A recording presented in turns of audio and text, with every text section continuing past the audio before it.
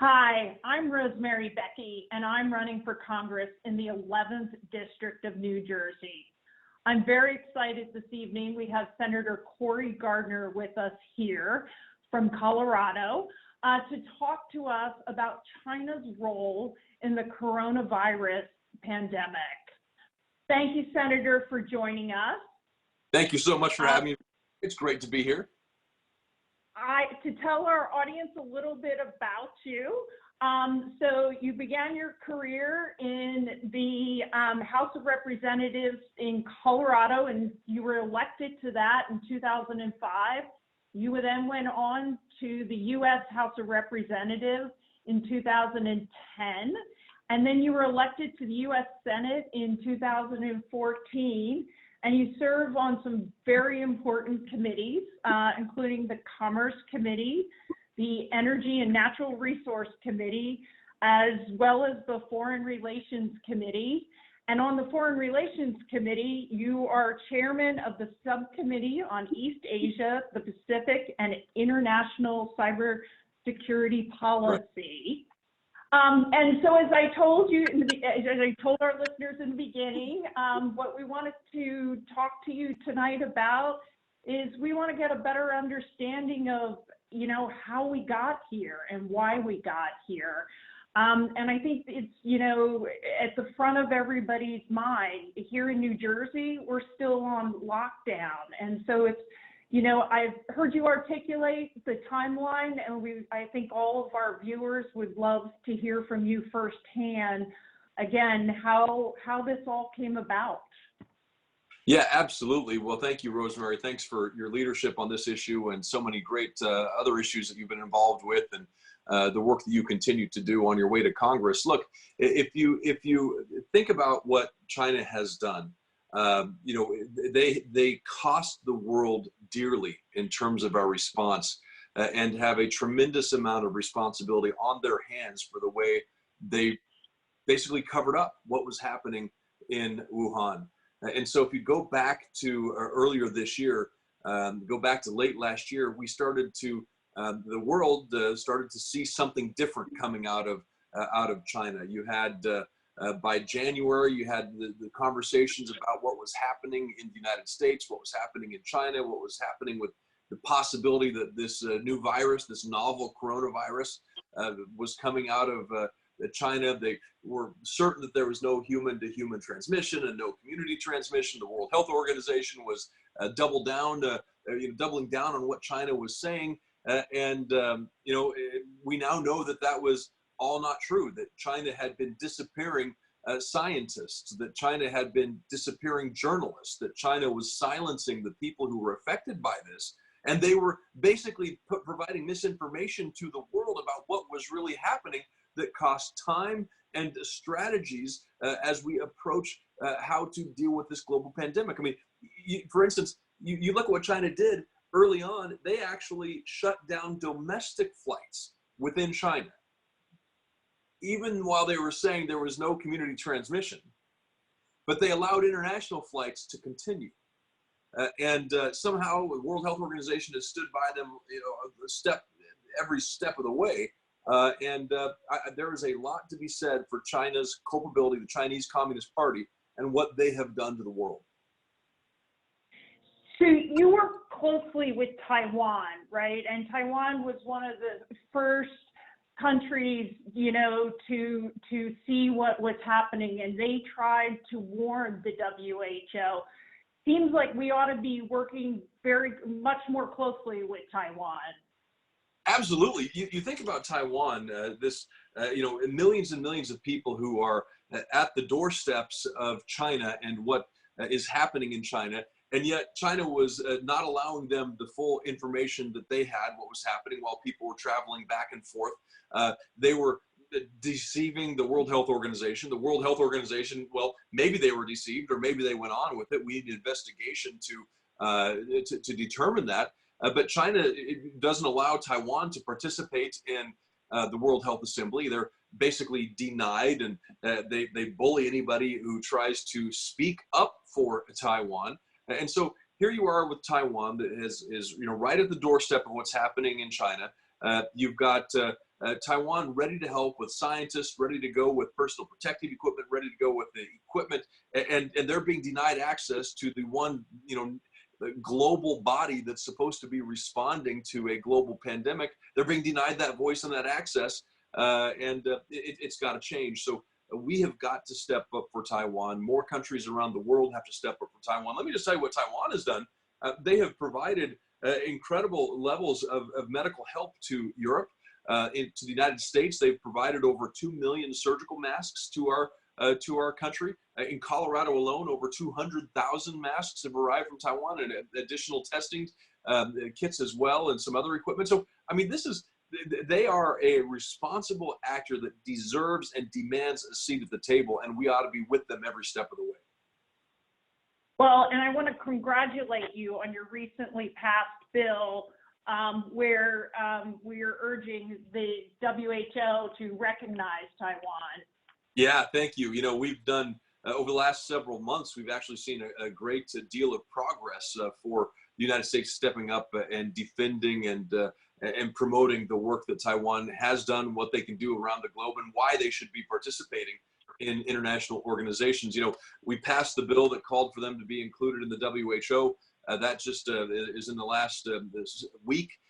Prior to that, we passed a bill called the Taipei Act, and the Taipei Act signed into law by the president last month that basically says the United States needs to develop a strategy to defend and stand up and promote Taiwan around the globe, and then to make sure that we are sending a clear message to those who would try to shift their recognition away from Taiwan toward Beijing. Look, this is, I think, a time for us to stand with President Tsai and the people of Taiwan who need to be heard and recognized for their leadership. So there's a lot of talk about holding China accountable. From your perspective, how do we do that in this country? Yeah, first of all, I think we have to make sure that the responsibility that China has for this, that they accept that responsibility. That's the first step. That they accept what they did. They explain what happened. We get a look into the country, that we actually have transparency and communication and cooperation. I met with Dr. Francis Collins yesterday, who is the head of NIH, and I asked the question point blank: tell me what you are seeing from your peers in China. And the answer was very clear. There's still no cooperation from China. There's still no dialogue and transparency out of China. We still don't have some of the basic steps for research on the initial sequences of what happened out of China. And there's no transparency. So a full investigation, a full accounting, full responsibility need to be assigned. And then we have to make sure that that we're moving out of China those elements of our pharmaceutical supply chains and our PPE supply chains that we became overly dependent on them for, because it's cost us dearly.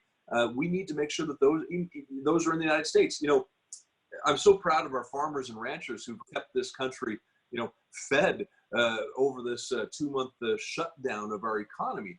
Imagine if we were as reliant on China for our food as we are for our pharmaceuticals. It would be absolutely catastrophic. So, we know we can't be reliant on them for our food. So why are we reliant on them for life-saving medication, particularly in a global pandemic? That needs to change. Yeah. So do you think Democrats will work with Republicans, to hold China accountable? I hope so, because this isn't about Republicans or Democrats. It's not about blue versus red. This is about a virus that that holds no favorites in terms of who it goes after. It's going to go after everyone it can. There are people who are more susceptible, more vulnerable. People who are older or have a risk factor. But it's not going to go after somebody simply because of a party affiliation. So I hope that our colleagues on both sides of the aisle will recognize the importance of holding China accountable. And even today, the World Health Organization is allowing China to get away without complying to basic international health regulations and standards that they need to be for the WHO. So there's accountability that must be held. And it should be demanded by everyone in Congress, not just a few, not just because of one party, but because it's the right thing to do for the people of this country and the world. No, I couldn't agree more, and which actually is a great segue to what I wanted to ask you next. So we've all seen that Leader McCarthy has set up a task force in the House of Representatives. What should we expect to see from that task force, and what do you hope you see out of that task force? Yeah, I think that task force can be a real driver in the House of Representatives for the kind of investigation that we need, the kind of information that is lacking out of China, and to continue to put pressure on China and put pressure on the House of Representatives to pursue the right actions out of China. It could be easy for Speaker Pelosi to kind of turn away from it, to try to brush it under, sweep it under the rug, and just deal with other things. And there are a lot of other things that need to be dealt with. But I think this task force is going to keep people focused on accountability, focused on the responsibility that China shares, and that they need to live up to the responsibility that they have. So I hope they can drive some good policy decisions on helping work with the Senate on legislative ideas that would promote the supply chains being built up in the United States, how we make sure that we have the strong testing in place in the United States, the testing manufacturing, the PPE manufacturing, those kinds of things. That's what I hope that this task force will pressure to do. And, you know, China right now is disparaging so many countries around the world. Just the other day, they said that Australia is like the gum stuck on the bottom of Beijing's shoe.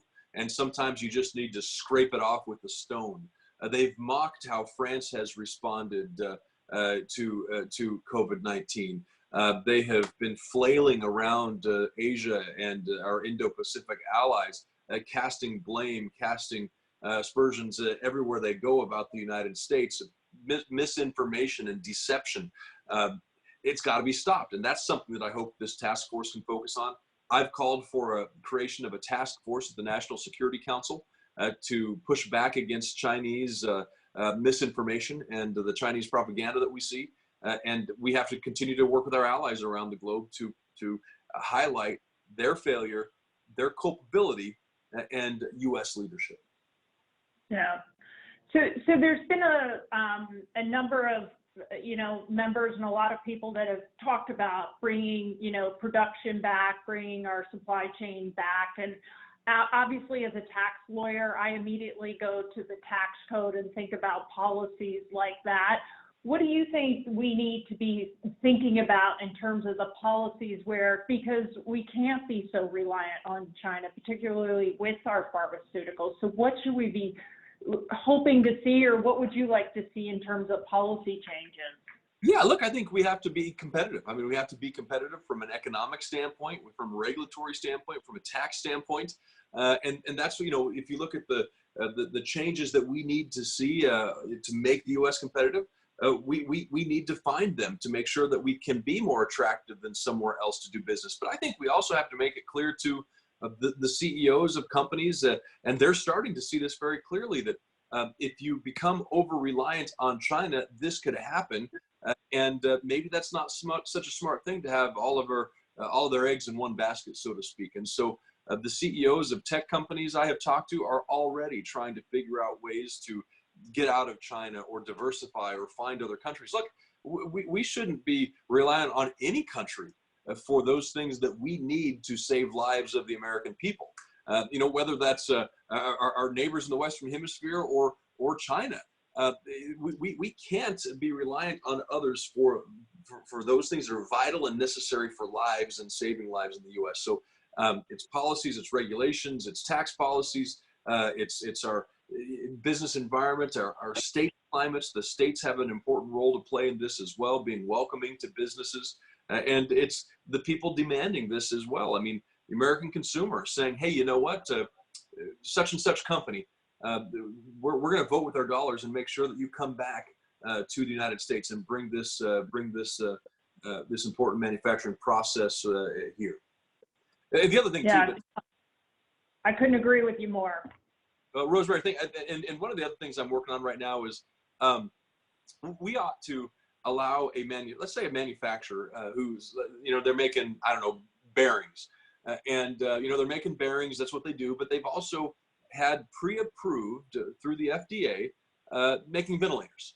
The FDA has approved their manufacturing process. The FDA has approved the ventilator product so that if we hit a certain scale of emergency, that factory could immediately turn around and start producing those ventilators. And so wouldn't have to wait for a review process, wouldn't have to wait for a EUA, emergency use authorization, because they'd already have it. You could do that for ventilators. You could do it for gowns and masks and face shields, all of the things that are necessary, so that at the drop of a hat, somebody could prepare that factory and just immediately start churning out the things that we need. That's another idea that Congress ought to work on. No, it's a great idea. And you also mentioned the regulatory area. I mean, I see it in every day, you know, in my day-to-day practice area. You know, the regulatory, we make more laws via the regulatory process sometimes than we do through the legislative process, and we really have to stop.